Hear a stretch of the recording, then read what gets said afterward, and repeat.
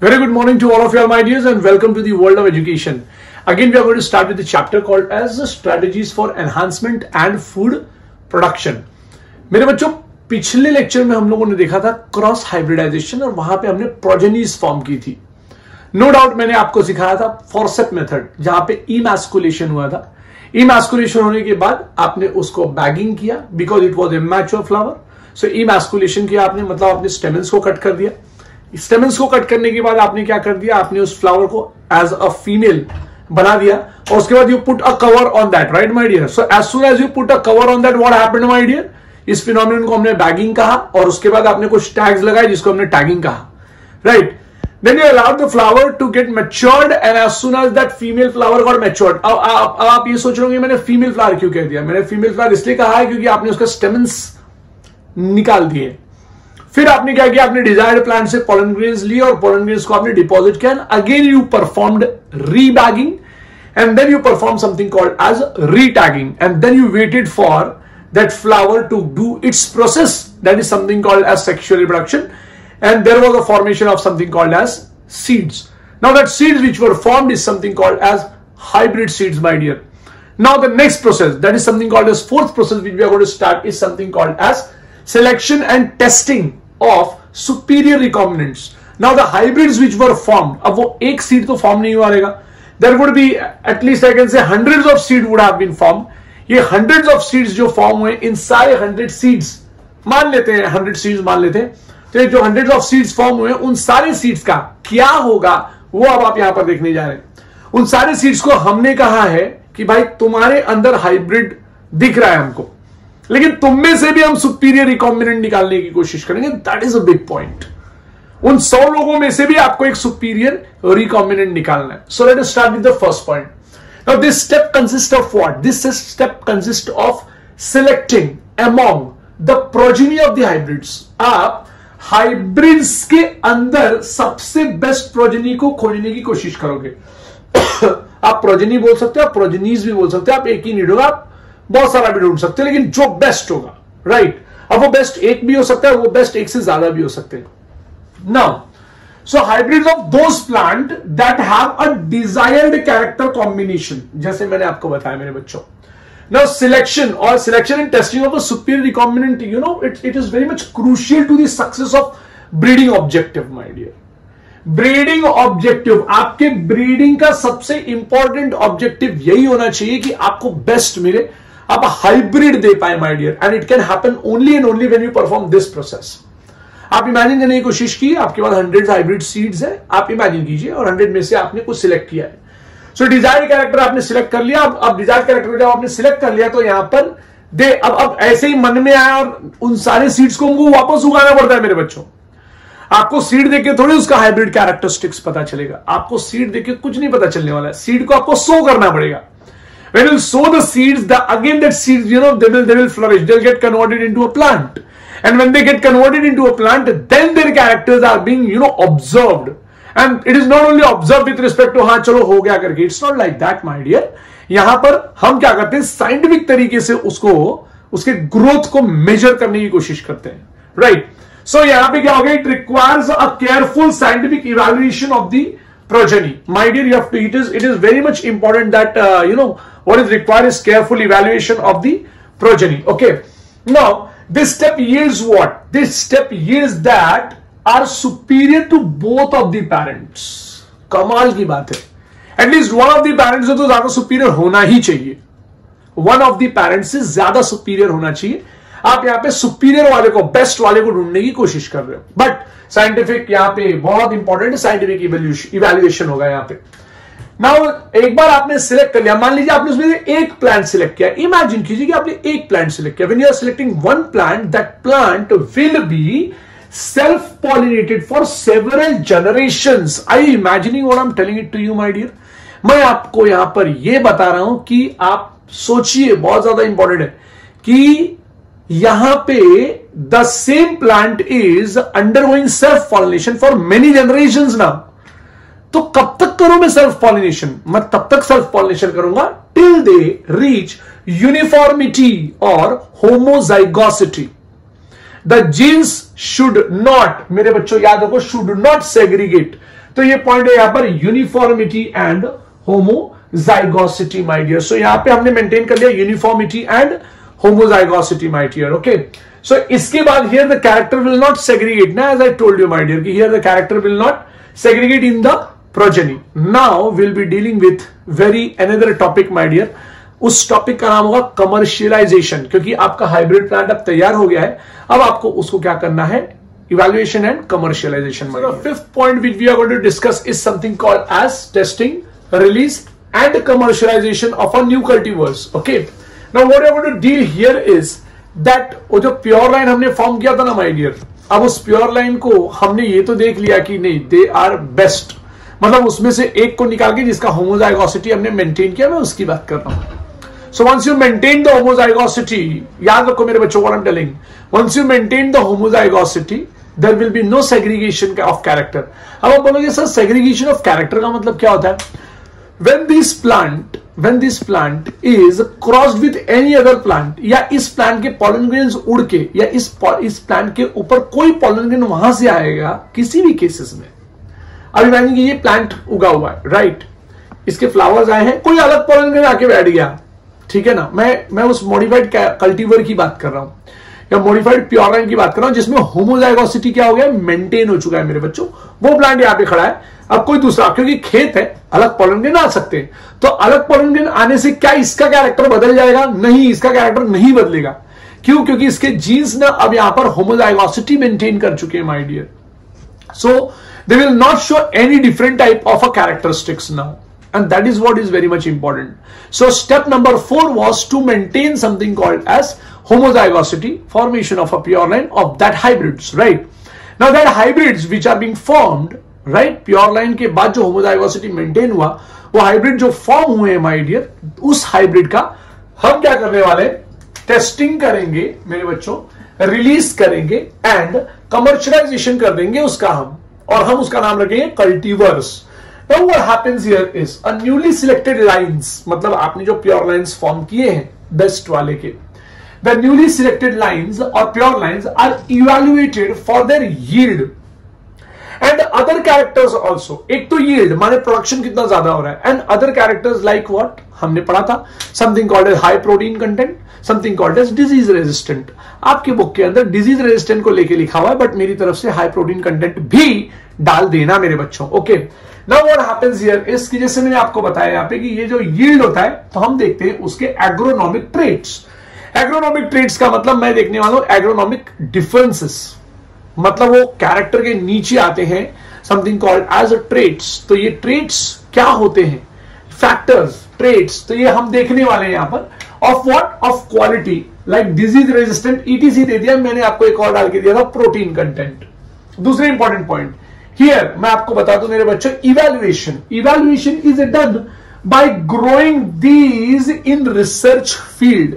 अब आप बोलोगे सर ये कहां होता है रिसर्च फील्ड? मैं एक प्लेस बताता हूं, दिल्ली में है ये प्लेस, इस प्लेस का नाम है पूसा, PUSA, प्लीज इसको गूगल कर लेना। तो पूसा नाम के प्लेस पे अगर आप देखेंगे वहां पे, तो आपको पता चलेगा कि पूसा नाम की जगह पे आपको ये पूरा बड़ा बड़ा रिसर्च फील्ड मिलेगा।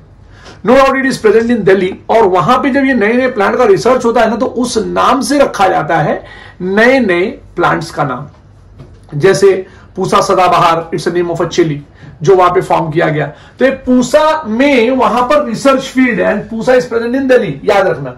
सो पूसा में रिसर्च फील्ड है, और वहां पे हम इनका परफॉर्मेंस रिकॉर्ड करते हैं my dear. So when you record performance ना my dear, that is very much important my dear. याद रखो, जब आप परफॉर्मेंस रिकॉर्ड करते हो तो आप सारी चीजें आप प्रॉपर्ली रिकॉर्ड करके रखते हो, and this performance is recorded under ideal condition my dear, that is very much important. अब अंडर आइडियल कंडीशन मतलब क्या? मैंने अपनी तरीके से फर्टिलाइजर दिया हुआ है, मैंने अपनी तरीके से इरिगेशन दिया हुआ है मेरे बच्चों, मैंने अपनी तरीके से दूसरे क्रॉप के मैनेजमेंट प्रैक्टिसेस लगाए हुए हैं, मतलब जो जो चीजें लगती है, the amount of NPK value, nitrogen, phosphate and potassium का value, something called as irrigation में कितना अमाउंट ऑफ वाटर जाना चाहिए, क्या वो स्ट्रेस हैंडल कर सकते हैं कि नहीं हैंडल कर सकते, this all things it is being checked out और रिकॉर्ड होता है। एक बार ये इवोल्यूशन में, इवैल्यूएशन में पास हो गया, देन दिस इवैल्यूएशन, ये देखो यहां पे रिसर्च फील्ड से निकल के पहुंचता है। इसका टेस्टिंग, जिस मटेरियल का हमको टेस्टिंग करना है ना बेटा, जिस मटेरियल का हमको टेस्टिंग करना है, अब हम उसको ओरिजिनल फील्ड में डालते हैं my dear. Like Punjab, Haryana, Uttar Pradesh, Maharashtra, Madhya Pradesh, Orissa, Rajasthan, ये सारी जगह पे हम लोग वापस उस, अभी तक तो रिसर्च फील्ड में था, अब तो ओरिजिनली वो उस प्लेस पे जाएगा। हम सारे स्टेट में भेज देते हैं, एग्रोनॉमिक जहां जहां पर भी होता है, एग्रोनॉमिक कैरेक्टर्स वाला प्लेसेस, वो सब जगह भेज देते हैं। सो फार्मर के फील्ड में भेज दिया एटलीस्ट फॉर 3 ग्रोइंग सीजन। मेरी बात याद रखना, मैं यहाँ पे 3 ग्रोइंग सीजन्स का बात कर रहा हूं, मैं यहाँ पे 3 बैक टू बैक सीजन का बात नहीं कर रहा हूं। अगर एक सीजन बहुत अच्छी तरीके से जा रहा है, दूसरे सीजन में बहुत ज्यादा बारिश हो गई, तो हम उस सीजन को नहीं पकड़ेंगे। हम 3 ग्रोइंग सीजन्स देखने वाले हैं मेरे बच्चों, प्लीज याद रखना। 3 कंसेक्यूटिव सीजन्स नहीं बोल रहा हूं, 3 ग्रोइंग सीजन का बात कर रहा हूं मैं। सो ये जब आप देखेंगे तो, और ये हम करते हैं several locations in the country. अब यहां पर ये जो several location in the country बोला मेरे बच्चों, यहां पर हम लोग क्या करते हैं, यहां पे हम लोग चेक करते हैं कि क्या वो प्लेस एग्रो क्लाइमेटिक जोन को रिप्रेजेंट करता है कि नहीं करता है। क्या वो प्लेस एग्रो क्लाइमेटिक जोन को रिप्रेजेंट करता है? अगर करता है तो उस जगह पे लगाया जाएगा। और 3 कंसेक्यूटिव, जैसे मैंने शब्द बोला है, बहुत इंपॉर्टेंट पॉइंट है, 3 कंसेक्यूटिव सीजन तक हम उसको क्या करेंगे मेरे बच्चों, 3 कंसेक्यूटिव सीजन तक हम नहीं पकड़ेंगे, हम पकड़ेंगे 3, याद रहे क्या, ग्रोइंग सीजन। कंसेक्यूटिव सीजन पकड़ना नहीं है, आपको पकड़ना है ग्रोइंग सीजन, प्लीज याद रखना। एक बार आपने काम कर लिया, मतलब कल्टीवर्स और क्रॉप्स को आपने ग्रो कर दिया, the material is then evaluated in comparison to best available crop in that area. मेरी बात आप समझो कि मैं आपको क्या बोल रहा हूं। मैं जरा सा ये मिटा दूं तो आपको क्लियर होगा कि अब आपका, मान लो कि ये आपका वैरायटी वाला क्रॉप है, मतलब मैंने मान लिया कि मेरे को एक नया कमर्शियलाइज्ड कल्टीवर मिल गया, तो मैं सी कल्टीवर लिखता हूं, कमर्शियलाइज्ड कल्टीवर मेरे को मिल गया। कल्टीवर का मतलब वो जो नया उगा है प्लांट, नए टाइप का प्लांट उगा है वो, और आपका वहां का लोकल क्रॉप है, ठीक है ना। तो ये लोकल क्रॉप से इसका कैरेक्टरिस्टिक ज्यादा है कि नहीं है, ये चेक करना होता है। अगर इसका कैरेक्टरिस्टिक ज्यादा है तो उस मार्केट में ये बहुत ज्यादा चलेगा, ये नहीं चलेगा, इस लोकल क्रॉप को फिर कैंसिल करेंगे। और फिर हम वहां के लोगों को ये वाले हाइब्रिड सीड्स देंगे, और इस हाइब्रिड सीड से हम स्टार्ट करेंगे चीजों को उगाना मेरे बच्चों। प्लीज याद रखना, मैंने वापस बोलना है, द मटीरियल इज इवैल्यूएटेड, मतलब the hybrid seeds, the hybrid plants are evaluated in comparison to the best available local crop cultivar, a check और reference cultivar, इस तरीके से हम उसको चेक करते हैं उसके साथ, उससे ज्यादा कैरेक्टरिस्टिक मेरे इस हाइब्रिड प्लांट में होना चाहिए। जैसे मैंने आपको बताया, थाउजेंड्स एंड मिलियंस टाइम करोगे ना तो जाके वो एक बार करेक्ट होता है, एक बार, 2 बार, 3 बार करेक्ट होता है। So this is a very big task which I told you. There are 5 processes, जैसे मैंने आपको बताया माय डियर। ये 5 प्रोसेस में से कोई एक प्रोसेस या 2 प्रोसेस जो है वो नीट के एग्जाम में आपको पूछ सकते हैं। So next important point is कि इंडिया इज मेनली, मैं आपको बताऊं मेरे बच्चों, it's very important, India is mainly an agricultural country. मैंने पहले भी डिस्कस किया है कि एग्रीकल्चर यहां पर अप्रोक्सीमेटली 33% का जीडीपी देता है। इंडिया में GDP, gross domestic product, is around 33%, and 62% of the population of this country is directly or indirectly dependent upon agriculture. After independence, what happened? One nation के पास, I mean हमारे nation के पास सबसे बड़ा challenge आया, and the challenge which was faced by a country was something called as production of enough food like rice and wheat मेरे बच्चों, because इसका increase करना बहुत जरूरी था। We were striving to increase the yield per unit area, you know, from the existing one. ये बहुत important point था। So the development of several high yielding varieties of wheat and rice was being given in mid 1960s.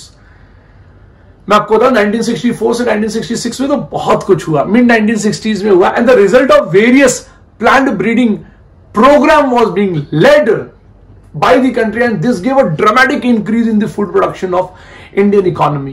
मेरे बच्चों, इसी समय को हम कहते हैं green revolution. And yes, green revolution was international level पे, it was started by sir Norman Borlaug, and at Indian level it was started by MS Swaminathan, जैसे मैंने आपको बताया था मेरे बच्चों. Not only that, now we'll be starting with something called as production of rice and wheat. किस तरीके से हुआ हम ये देखने जाएंगे मेरे बच्चों. Now what we are going to start is something called as a wheat and rice का production. 1960 से लेके 2000 तक क्या हुआ? What happened because of green revolution? We are going to check in this entire episode. अब यहां पर हुआ ये कि 1960 से लेके 2000 तक there was a large number of production of wheat and rice took place. The production of wheat from 11 million ton it reached to something called as 75 million ton, my dears. ये बहुत बड़ी बात है. Not only that, मैं आपको rice के बारे में बताऊं. The राइस का जो प्रोडक्शन है it increased from 35 million ton to something called as 89.5 million ton. Again, it's a big boom and big peak which we saw during, from 1960 to 2000. Not only that, कुछ varieties को introduce किया गया था. It was semidwarf varieties of wheat and rice. ध्यान रहे, tall varieties नहीं लिया हमने, शॉर्ट वैरायटीज और ड्रॉप वैरायटीज भी नहीं लिया, हमने लिया सेमीडोर वैरायटीज. तो सेमीडोर वैरायटीज जब हमने लिया तो बेसिकली ये काम जो है ना वो आपको याद होना चाहिए कि it was being done by Nobel laureate mister Norman Borlaug, right. So Norman Borlaug ने ये काम कहां किया होगा? So this was being done at something called as International Center for Wheat and Maize Improvement. याद रखना, मेज के बाद improvement in Mexico and developed something called as semi-drop variety of a wheat. तो ये जो semi-drop variety of wheat का जो प्रोडक्शन है, ये प्रोडक्शन कहां किया गया था? It was being done in something called as Mexico. ये उस जगह का बात है. 1963 में इन लोगों ने दो जबरदस्त high yielding disease resistant wheat को इंट्रोड्यूस किया in India and it was something called as Sonalika and Kalyan Sona. ये बहुत इंपॉर्टेंट पॉइंट है मेरा बच्चा, सोनालिका और कल्याण सोना का. नॉट ओनली दैट, जब ये बहुत अच्छी तरीके से जो मैंने मेथड आपको बताया ना, 5 प्रोसेस करने के बाद जब वो सक्सेसफुल हो गया तो it was being introduced all over the wheat growing belt of India, my dear. जहां जहां जरूरत थी वहां वहां व्हीट को ग्रो किया गया and India itself became a leading producer of something called as wheat. Let me tell you my dear. अब एक और बात आ गई यहां पे, व्हीट की बात चल रही तो राइस का बात तो आपको आएगा ही. ऐसा शायद ही कोई घर होगा जो व्हीट और राइस नहीं यूज करता होगा. So wheat and rice plays very important role in the staple food of almost each and every people present in India. So हम क्या देखते हैं यहां पे, ये सेमीडोर वैरायटी ऑफ राइस के लिए हम लोगों ने दो जबरदस्त तरीके और दो जबरदस्त कंट्रीज में हम गए. पहले हम गए फिलीपींस में और दूसरा हम गए ताइवान में. फिलीपींस में एक प्लेस है जिसका नाम है इंटरनेशनल राइस रिसर्च इंस्टीट्यूट. ये नाम मैंने यहां नहीं लिखा लेकिन आपके टेक्स्ट बुक में है, इंटरनेशनल राइस रिसर्च इंस्टीट्यूट में. वहां पर हमने बहुत जबरदस्त तरीके से उनसे डिस्कशन किया और वहां पर हमको एक राइस मिला जिसका नाम था IR8 और ताइवान से हमने लिया ताइचुंग नेटिव 1. इन दोनों को, इनके डेरिवेटिव्स, इन प्लांट के डेरिवेटिव्स हमने इंट्रोड्यूस किए थे 1966 में मेरे बच्चों. So the derivative was being added up in India in 1966. इसका भी एक लेटर बेटर यील्डिंग एक वैरायटी हमने डिस्कवर की, सेमीडॉप वैरायटी हमने बनाया जिसका नाम था Jaya and Ratna. Let me tell you all my dear, ये बहुत ही इंपॉर्टेंट नाम है, आप इस बात को देखिए. So it was Jaya and Ratna. So Jaya and Ratna are the 2 rice varieties. देखो ध्यान से सुन लो, मैंने अभी तक आपको 2 बातें बताई हैं. मैंने सबसे पहले आपको कहा, मेरे बच्चों प्लीज ध्यान से सुनना, मैंने सबसे पहले आपको कहा कि भाई there will be something called as Sonalika Kalyan Sona. तो सोनालिका एंड कल्याण सोना इज अ राइस वैरायटी. और अब मैं जो बात आपको बताने जा रहा हूं, it is something called as Jaya and Ratna. So this were semidwarf variety which were better yielding. मैं आपको कह दूं इसका पूरा नाम है better yielding semidwarf variety Jaya and Ratna were developed in something called as India मेरे बच्चों. और इसको फिर इंट्रोड्यूस किया गया. आज भी आप अगर किसी दुकानदार से पूछेंगे जया और रत्ना, ये 2 राइस की वैरायटीज के बारे में, तो they will be showing you very properly. इसके बाद हम लोग जो डिस्कशन करेंगे, it is something called as sugarcane का डिस्कशन करेंगे मेरे बच्चों. क्योंकि आप जानते नहीं रहेंगे लेकिन शुगर केन में भी हम लोग लीडिंग है, हमारा कंट्री लीड करता है शुगर केन के प्रोडक्शन को. Now there were 2 sugarcane का 2 जबरदस्त स्पीशीज हमको मिला था. एक का नाम था सैकरम बारबेरी और दूसरे का नाम था सैकरम ऑफिसिनारम, प्लीज याद रखना, saccharum ऑफिसिनारम. So these are the two different species which we are discussing. So Saccharum barberry was originally grown in North India. तो मैं यहां पर नाम लिखूंगा, नॉर्थ इंडिया में ग्रो हो रहा था ये. ओके, तो ये लाइन बाय लाइन ही चलेंगे हम लोग. It was being grown in north India, north, but इसका जो शुगर कंटेंट था ना माय डियर, वो पुअर था. प्लीज याद रखना मेरा बच्चा, शुगर कंटेंट और यील्ड. तो मैं लिख देता हूं यहां पे शुगर कंटेंट और यील्ड, ये दोनों के दोनों मेरे बच्चों क्या था, पुअर था. ठीक है ना. अब मैं काम करता हूं कि मैं यहां का भी मिटा देता हूं, क्योंकि मुझे लगता है कि यहां की भी जरूरत पड़ ही जाएगी. ठीक है. सो शुगर कंटेंट और यील्ड दोनों का दोनों क्या था मेरे बच्चों, यहां पे इट वॉज पुअर.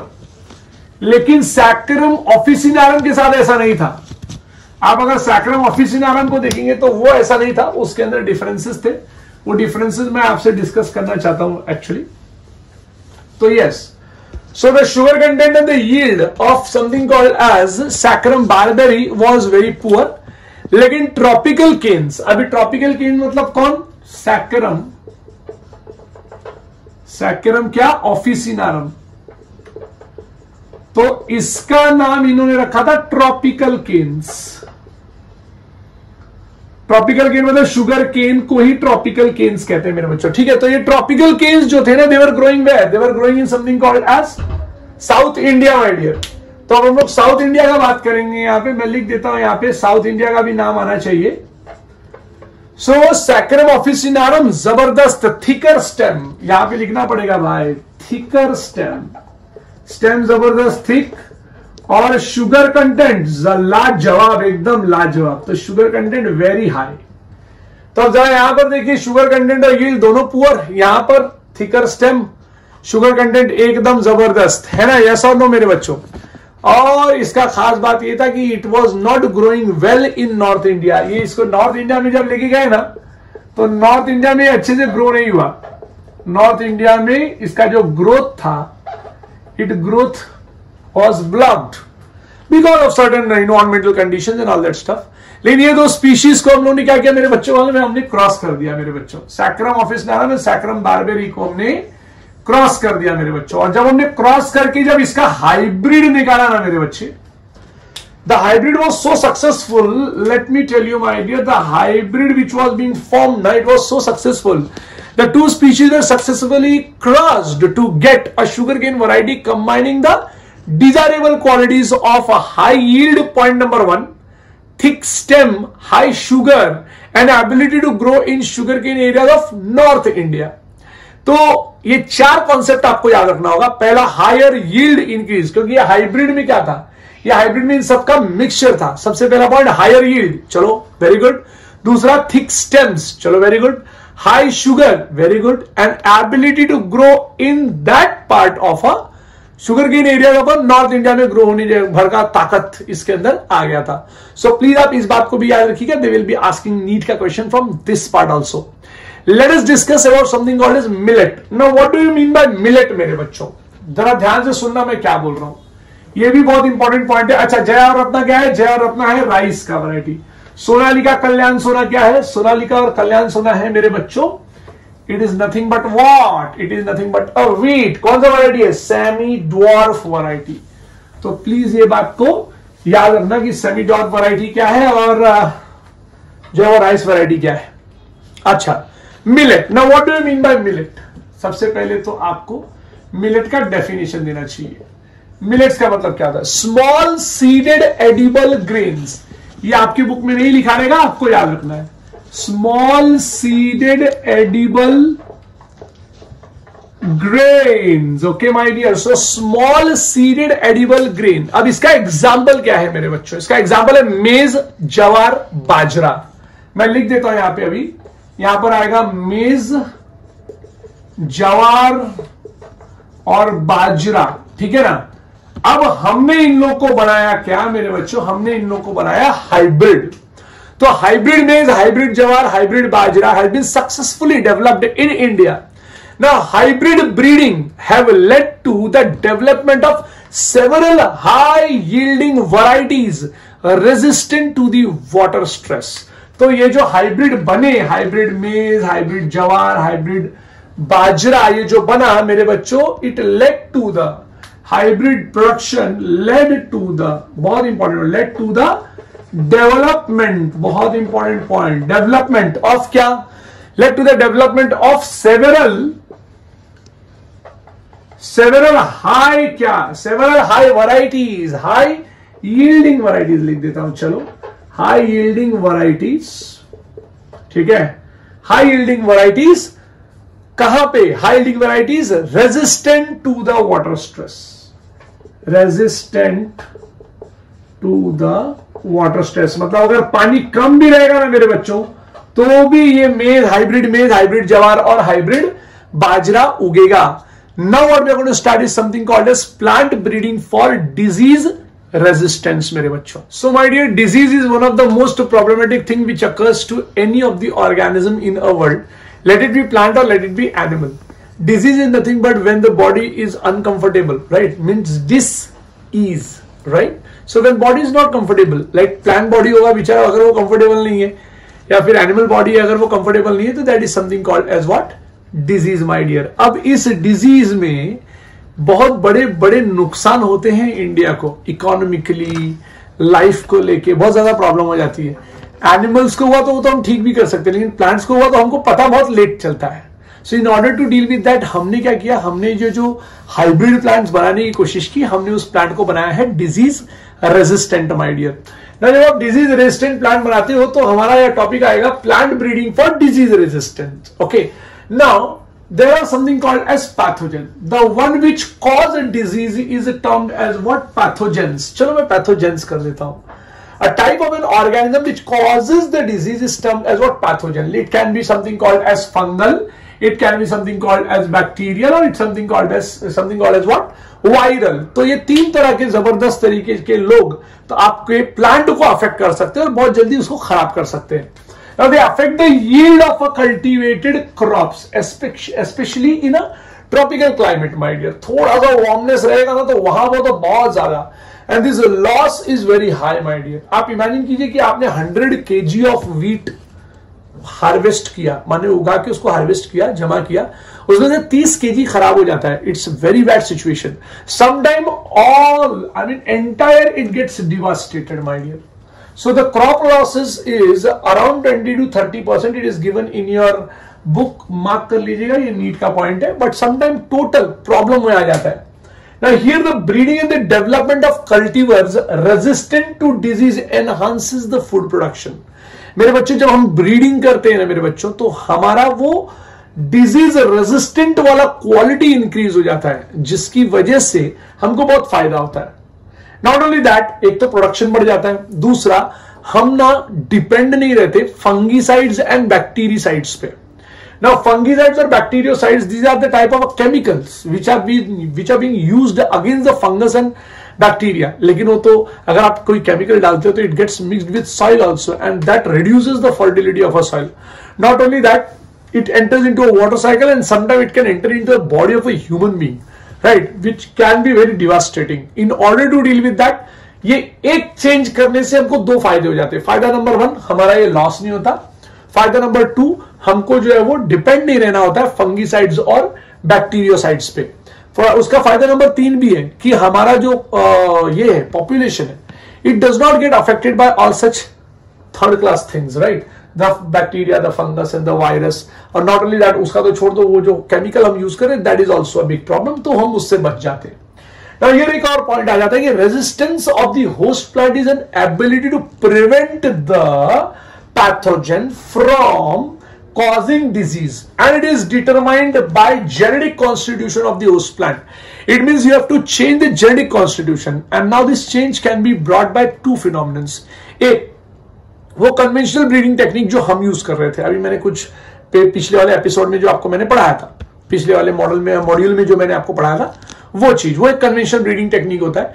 और दूसरा ब्रीडिंग टेक्निक, एक नया ब्रीडिंग टेक्निक आया जिसको हम लोग कहते हैं म्यूटेशनल ब्रीडिंग। तो मैं इसके बारे में भी डिस्कशन करूंगा, लेकिन ब्रीडिंग को अंडरटेक करने से पहले, माने उस फिनोमिनन को अंडरटेक करने से पहले, it is important to know about the causative organisms and the mode of transmission. My dear, आप इमेजिन नहीं करेंगे कि जितने भी बड़े बड़े साइंटिस्ट होते हैं, रिसर्चर्स होते हैं, जैसे कोरोना वायरस को ही लेके जो रिसर्च चालू है, what they started first, they did not started with respect to उसको कैसे मारे, क्या करें, कैसे खत्म करें। सबसे पहले उन्होंने बोला break the chain, because they studied something called as a mode of transmission. They studied causative organism. यानी कोई बीमारी हो रही है तो बीमारी के पीछे कोई ऑर्गेनिज्म रिस्पॉन्सिबल होगा।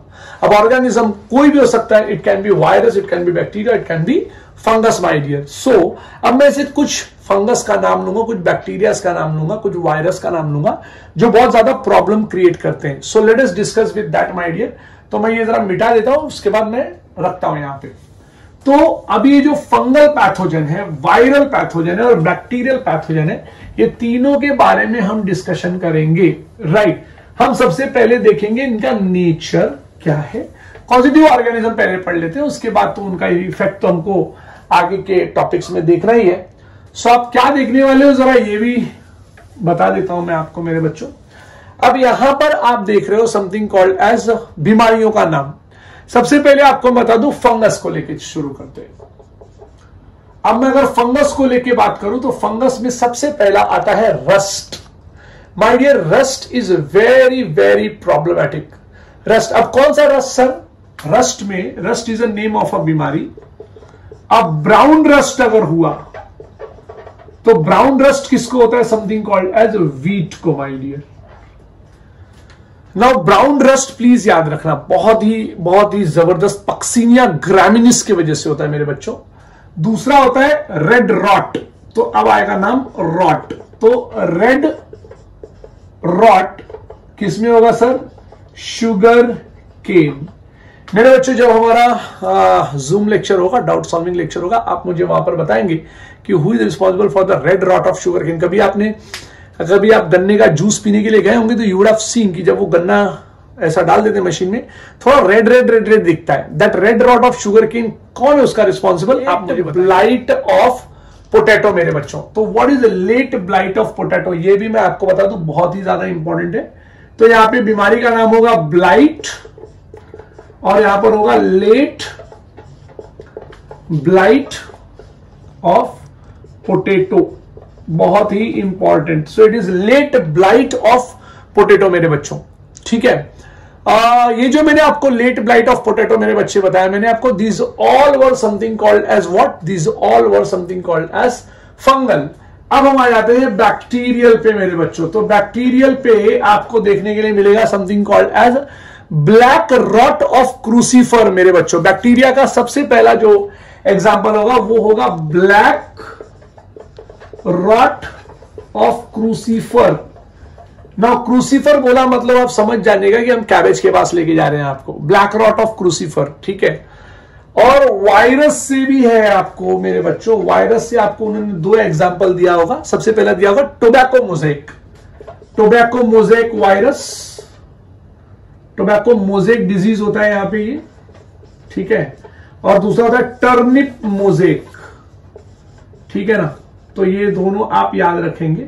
आप मुझे बताएंगे लेट ब्लाइट किसकी वजह से होता है? आप मुझे ब्लैक रॉट ऑफ क्रूसीफर तो चलो ठीक है, टोबैको मोज़ेक और टर्निप मोज़ेक जो है वो इट अकर्स। मेरे बच्चों ये तीन चीज आपको नीट के लिए बहुत इंपॉर्टेंट है, आपको ये बात याद रखनी होगी। दूसरा आता है समथिंग कॉल्ड मेरे बच्चों methods of breeding for disease resistance. मैं आपको बता दूं, breeding is carried out by conventional breeding techniques as we described it earlier, और बाय म्यूटेशन ब्रीडिंग, जैसे मैंने आपको बताया मेरे बच्चों। तो जब आप इस बात को करते हैं तो ये ब्रीडिंग में हम लोग देखते हैं कि हम लोग को डिजीज रेजिस्टेंट प्लांट बनाना है। सो इसके जो स्टेप्स है ना मेरे बच्चों, मैं अभी ये स्टेप्स लिखने जा रहा हूं मेरे बच्चों, ठीक है। हाँ, मैं ये स्टेप्स जो है वो आपको 1 to 1 लाइन टू लाइन लिख देता हूं ताकि आपके दिमाग में बैठ जाए। ओके बच्चों, सो हम लोग जिस टॉपिक पे बात करने जा रहे हैं, it is this something called as a sequential stages, जिसके बारे में बताने की कोशिश कर रहा था आपको कि plant breeding for disease resistance के लिए we require certain sequential stages, जहां पर हम ये प्रोसीजर यूज करते हैं to form a hybrid crop, you know my dear. So screening of germ plasm, you know, for something called as resistance sources. So ये germ plasm आपको ढूंढ के लाना होगा कि वो कौन से डिजीज को रेजिस्टेंट है वाइल्ड वैरायटीज से। Second is something called as hybridization of a selected parent, ये बहुत ही ज्यादा इंपॉर्टेंट पॉइंट है, hybridization for the selected parent. और दूसरा, अब हाइब्रिडाइजेशन आपने कर दिया मान लीजिए भाई, याद रखना इसके बीच में प्योर लाइन फॉर्मेशन भी था जो उन्होंने बताया नहीं है, एनसीईआरटी है, जो बोला है वही याद रखना है आपको।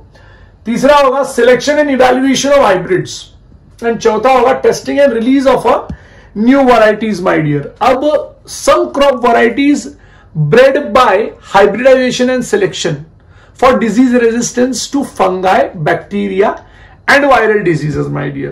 तो जो रिलीज हुआ है मैं आपको उसके कुछ नाम बता देता हूं ताकि आपको अच्छा right something called as crop variety resistant to disease. Okay मेरे बच्चों, तो यहां पे मैं पहला रख दूंगा आपके सामने क्रॉप, दूसरा मैं यहां पे रख दूंगा समथिंग कॉल्ड एज वैरायटी, और दूसरा और तीसरा मैं यहां पे रख दूंगा resistance to disease. Okay my dear, so तीन चीज आपके सामने रख देता हूं, अब यहां पर हम लोग डिस्कशन करेंगे। सो रेजिस्टेंस टू डिजीजेस कर देते हैं इसको, ठीक है ना, क्योंकि बहुत सारा पढ़ेंगे ना मेरे बच्चों, तो रेजिस्टेंट टू डिजीजेस कर देते हैं। सबसे पहला एग्जांपल ले लेते हैं वीट का। ओके, सो वीट, यस, बहुत बड़ा प्रॉब्लम से हमको छुटकारा मिला माय डियर। तो वीट का हमने बनाया एक जबरदस्त हिमगिरी करके, hybrid variety Himgiri, which was you know it was against, मतलब it was disease resistant plant ना मेरे बच्चे।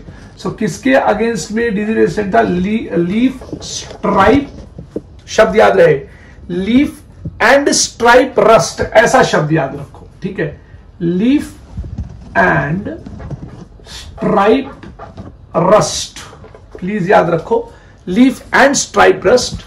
अब यहां पे आएगा हिल बंट। अब आप बोलोगे सर ये क्या बोल दिया आपने? लीफ रस्ट है और स्ट्राइप रस्ट है, मतलब उसके ऊपर जो लंबे लंबे जो रेशे होते हैं ना, जैसे मिडरिब हो गया, वेन्स हो गया, तो उसके वेन्स खराब कर देते हैं ये फंगस, ठीक है। सो ये याद रखो मेरे बच्चों, ठीक है। दूसरा एग्जांपल आएगा, सेकंड नंबर पे आएगा ब्रासिका। अब ब्रासिका मतलब होता है सरसों, यहां पे जो ब्रासिका मैं बताने की कोशिश कर रहा हूं वो सरसों है, ठीक है।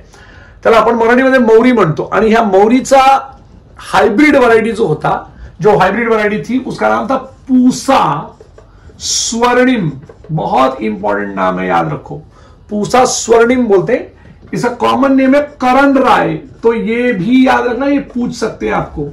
इसको दिल्ली में, यूपी में, मध्य प्रदेश में इसको राई कहते हैं, राई, आपको मालूम नहीं होगा, बट मैं आपको बता दूं मराठीमध्ये त्याला आपण मौरी म्हणतो, इंग्लिश मध्ये इट इज मस्टर्ड, और यूपी में, मध्य प्रदेश में, पंजाब में शायद नहीं, पंजाब में सरसों कहते हैं, और यूपी में, मध्य प्रदेश में और उस एरियाज में इसको राई कहते हैं मेरे बच्चे।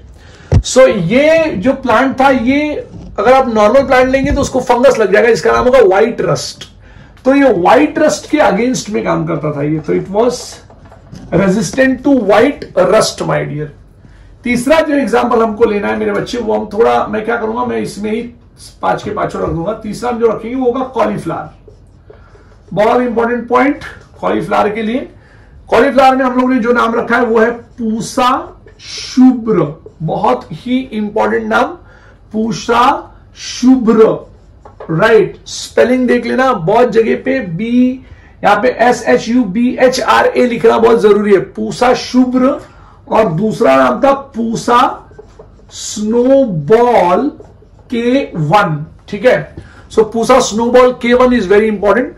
अभी किसके अगेंस्ट में था? Black rot and curl blight black rot. मैं क्या बोल रहा हूं वर्ड प्लीज सुनना बाबा, महा इंपॉर्टेंट है। मैं इसको यहां लाइन खींच देता हूं क्योंकि यहां से बैक्टीरियल शुरू हो गया। तो सर मैंने क्या नाम बताया, मेरे को जरा बताना। ब्लैक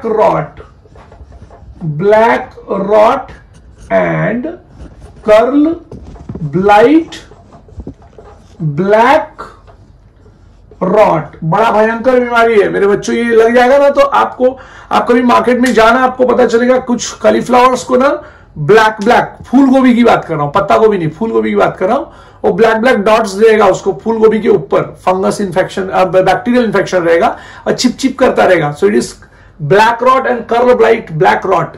जब से ये वाला कॉलीफ्लावर आया है तब से वो ब्लैक डॉट्स दिखते नहीं है, वो जो बैक्टीरियल इन्फेक्शन था ना, बैक्टीरियल इन्फेक्शन वो हट गया। द रीजन इज कि ये इन्होंने इस तरीके का एक जबरदस्त प्लांट बनाया मेरे बच्चों। इसके बाद आपको एक और नाम दूंगा मैं, समथिंग कॉल्ड एज काउपी के बारे में। ठीक है। तो fourth is something called as cowpea. Okay, ये काउपी जो है वो बहुत जबरदस्त चीज है, आप ढूंढ के देखना। इसको पूसा कोमल नाम दिया गया है, ठीक है ना। सो इट वॉज पूसा कोमल। अब काउपी एक वैरायटी है प्लांट की, पूसा कोमल, और इसको बीमारी हुई थी बैक्टीरियल ब्लाइट। याद रखो मेरे बच्चों, तो काउपी पूसा कोमल बोलते हैं मेरे बच्चों इसको, बैक्टीरियल ब्लाइट है मेरे बच्चों, याद रखो प्लीज, बहुत ही ज्यादा इंपॉर्टेंट। यहां पर भी मार्क कर देता हूं आपके लिए, और यहां पे तो ये लाइंस होंगी ही ऐसे, ठीक है। तो यहां पर जो आप देख रहे हो मेरे बच्चों, it is all which is in front of you. आप बोलोगे नहीं सर खत्म हो गया क्या? नहीं, अभी खत्म नहीं हुआ है, अभी एक और बाकी है जो मुझे लिखना है, फिर उसके बाद खत्म होगा। Next is something called chilli. अब चिली का जो है वो प्रसंग जो है वो वायरस को लेके हो गया इशू, ठीक है।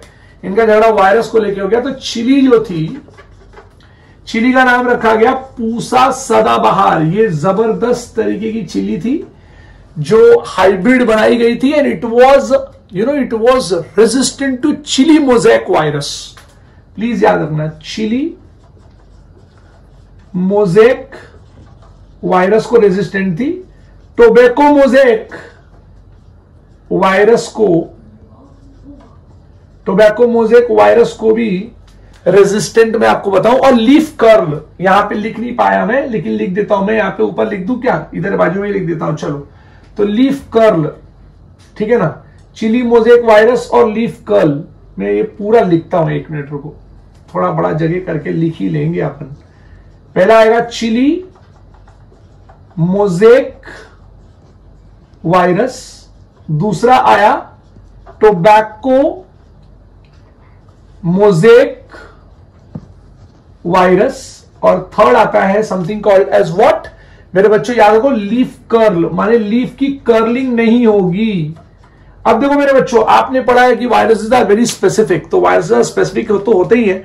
अब पता नहीं एनसीईआरटी ने यहाँ पे क्यों लिख दिया, मैंने भी चिली के लिए लिख ही दिया क्योंकि आपके एनसीईआरटी के बुक में था, but basically it was dealing with something called as tobacco, ठीक है। सो आप याद रखना, पूसा सदाबहार के लिए 3 एग्जांपल याद रखना भाई, chilli mosaic virus, tobacco mosaic virus, right, and leaf curl, ये तीनों के अगेंस्ट में ये काम कर रहा था। ओके माय डियर, तो इस पॉइंट को आपको याद रखना है मेरे बच्चों। अभी यहां पे इसके बाद will be dealing with conventional breeding my dear, conventional breeding के बारे में बात करूंगा और म्यूटेशन के बारे में बात करूंगा। एक बार जरा और आपके सामने रख दूं, wheat, the variety was Himgiri which was being produced, it was a hybrid variety and it was used against something called, it was resistant to leaf and stripe rust। ये दो नाम अलग अलग है, leaf rust and stripe rust ऐसा। and hill bunt। Next is brassica, जिसका नाम था पूसा स्वर्णिम, जो बनाया गया था, करण राय बोलते थे, व्हाइट रस्ट के अगेंस्ट में इस प्लांट को तैयार किया गया था। Cauliflower Pusa Shubhra and Pusa snowball K1 was used against black rot and curl blight black rot नाम का बैक्टीरियल डिजीज। काउपी, यस, इसका नाम था पूसा कोमल, और बैक्टीरियल ब्लाइट के अगेंस्ट में इस प्लांट को, हाइब्रिड प्लांट को खड़ा किया गया था। चिली पूसा सदाबहार which was being formed, which was a hybrid plant and it was resistant against something called a chili mosaic virus, tobacco mosaic virus and leaf curl इसमें नहीं होता था। तो ये सारी चीजों का ब्यूरो आपके पास है, प्लीज याद कर लीजिएगा। मुझे ऐसा लगता है कि अगर क्वेश्चन आना होगा तो यहां से आएगा, या तो वो हाइब्रिडाइजेशन से आएगा, इंटर स्पेसिफिक हाइब्रिडाइजेशन वाला केस था ना, इन ब्रीडिंग आउट ब्रीडिंग, वहां से। सो यस, नेक्स्ट लेक्चर में will be starting with conventional breeding and mutation. Thank you to all of you my dear, have a good day.